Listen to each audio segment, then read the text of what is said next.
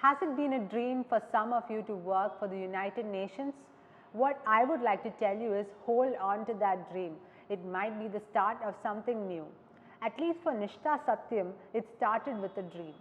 She is now the Deputy Country Representative for UN Women India, the entity of the United Nations that is dedicated to working towards gender equality and women's empowerment.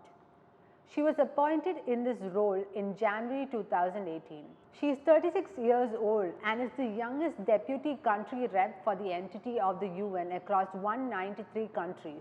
Nishtha holds a master's degree in international business from the University of Nottingham, UK, and a bachelor's in economics from Delhi University. She formerly managed strategic partnerships, policy impacts, and public relations for the UN Women Multi-Country Office for India, Bhutan, Maldives, and Sri Lanka.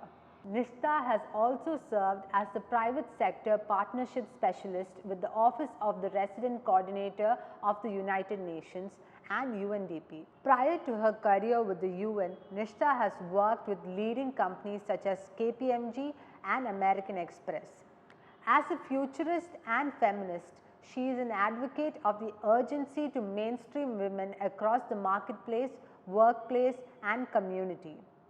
We at The Week got to catch up with Nishtha and hear all about her journey, how it all started, and what her plans are pertaining to women empowerment and development. Hi, my name is Nishtha Satyam. I'm the Deputy Country Representative for UN Women in India. For those who don't know, UN Women is the entity of the United Nations that works towards women's empowerment and gender equality. Actually, it has been quite a dream for me to work for the UN since I was probably 6 the first time I saw the UN building in New York. And I remind my father saying that great things were done out of that building and I should have it on my radar. It took me almost 25 to 30 years to come back to that dream and remind myself of that little seed that was embedded somewhere deep in my heart, but I'm glad that I did. I've been with the UN now for almost 8 years and have thoroughly enjoyed being a part of this. A lot of people ask me, because I have a varied experience of working with the private sector, with the social sector, and the question that I'm often asked is why the UN? And I think for me personally, it's a great privilege and honor to be associated with the blue flag, with the agenda of human rights, with an organization, with a world organization that brings 193 member states together. And I think there couldn't have been a greater privilege and an honor than to be serving the UN, and particularly in my youth. I also do quite often get asked how it feels to be one of the youngest women representing UN Women in a host country.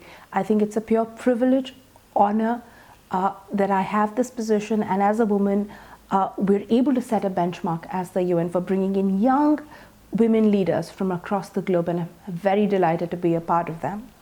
What from here? I think that's a question that each one of you do get asked. Honestly, I'm not a person of 5-year goals, but at least over the next 2 years, I think the coinciding of several historical milestones, the Sustainable Development Goal 5, Beijing Plus 25, the launch of the Generation Equality Forum, plus in a country where we are already talking about women-led development, to me really offers that opportunity to put really everything that I have and my best into this confluence of agendas, anniversaries, and historical milestones, and to ensure that 2021 is truly that year where we step into the trajectory of gender equality.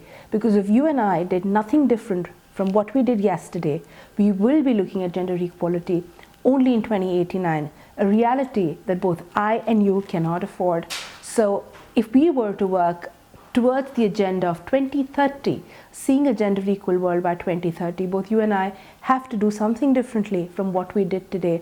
And I think that's the only goal that I have over the next couple of years, is to do something different, something more fierce, something more fearless towards the agenda of seeing a more gender equal world.